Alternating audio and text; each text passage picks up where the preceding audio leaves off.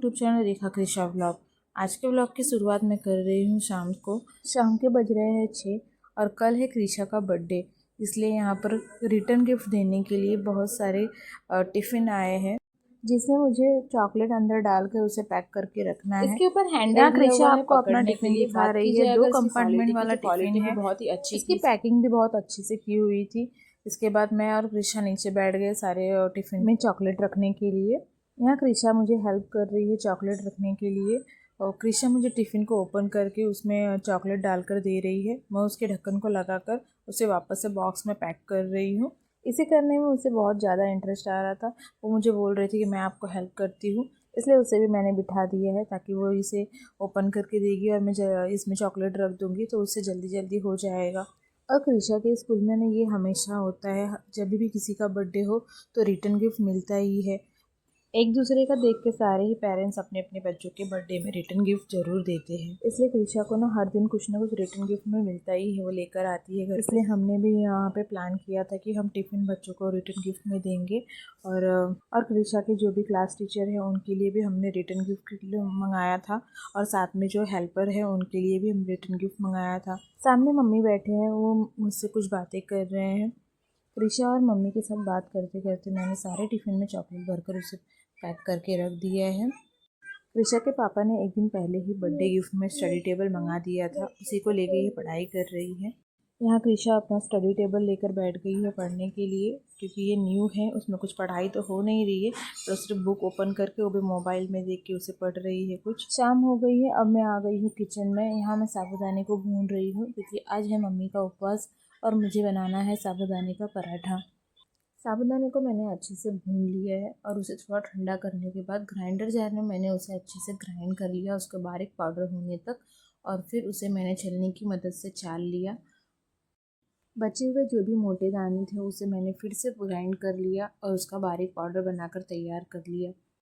दूसरी तरफ कृषा के लिए पिज़्ज़ा आ गया है, क्योंकि एडवांस में उसे बर्थडे गिफ्ट मिल गया है पिज़्ज़ा।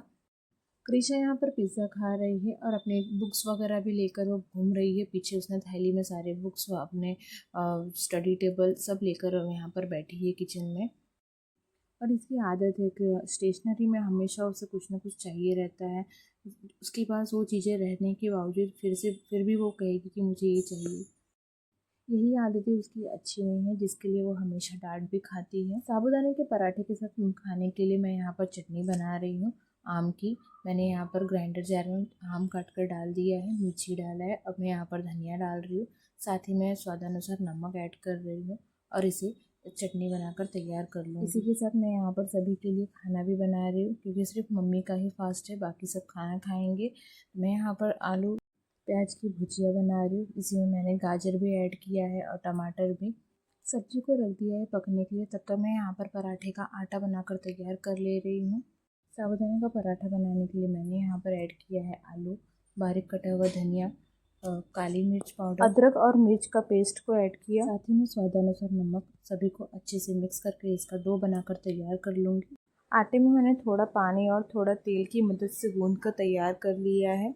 आटे की मैंने छोटी छोटी लोइयाँ कर ली और उसकी रोटी बनाकर तैयार कर लिया है। तवे पर मैंने उसे डाल दिया है, अलट पलट कर उसे घी लगा दिया है अच्छे से और उसे लाल होने तक उसे सेक लिया है। इस तरह से मैंने सारे ही पराठे को बनाकर तैयार कर लिया है। ये पराठे गरम गरम खाने के लिए बहुत ही अच्छे लगते हैं।